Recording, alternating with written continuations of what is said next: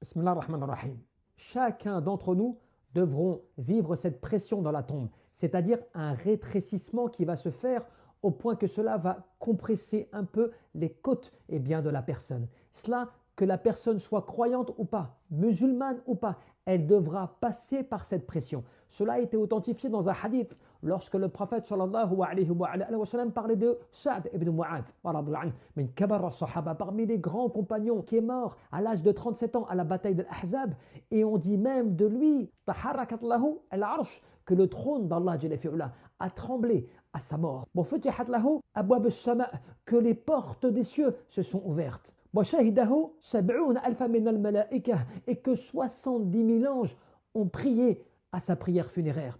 Et pourtant le prophète a dit de lui, eh bien il subira quand même dans sa tombe un rétrécissement. Ce rétrécissement est traduit par le fait d'une forme de pression, de quelque chose qui vient compresser la personne dans sa tombe. Mais pourquoi cela? C'est comme une forme de préparation quant au passage dans l'au-delà, quant au fait que la personne doit aussi se rappeler, se préparer en fait au fait de devoir passer cela. Mais la seule différence est qu'alhamdulillah, le croyant sincère, le vertueux, le pieux, subira cela comme une pression, mais qu'après il sera soulagé. On dit même, al-ulama al-hadith, les savants du hadith, que cela est comme un préparatif avant l'interrogatoire des anges.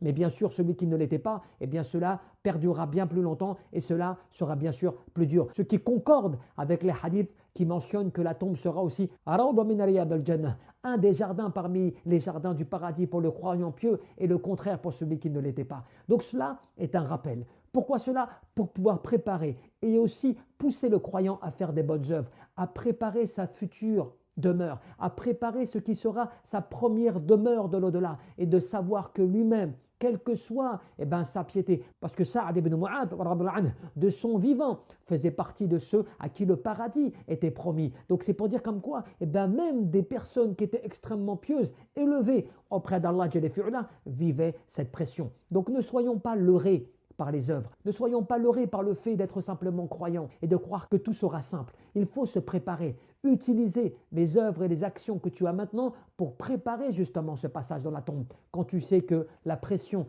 et le rétrécissement va quand même se faire. De là, nous devons demander à Allah le raffermissement, bien sûr de manière générale sur la droiture, mais encore plus au moment de la tombe. Même quand on sait qu'Allah facilitera, accordera justement un soulagement aux croyants, mais on ne doit pas s'endormir sur nos lauriers, on ne doit pas être dans une situation d'assurance pensant que c'est des choses qui seront tout simplement faciles à traverser. Non, la vie mondaine n'est qu'une vie éphémère de passage. La vraie vie va se faire lorsque tu seras installé dans ta tombe. Donc préparons-nous à cela par des bonnes œuvres, des bonnes actions, par le fait de faire du bien afin que tu puisses remplir ta balance de hasanat, remplir tes bagages de bonnes œuvres pour ce qui va se passer incontestablement.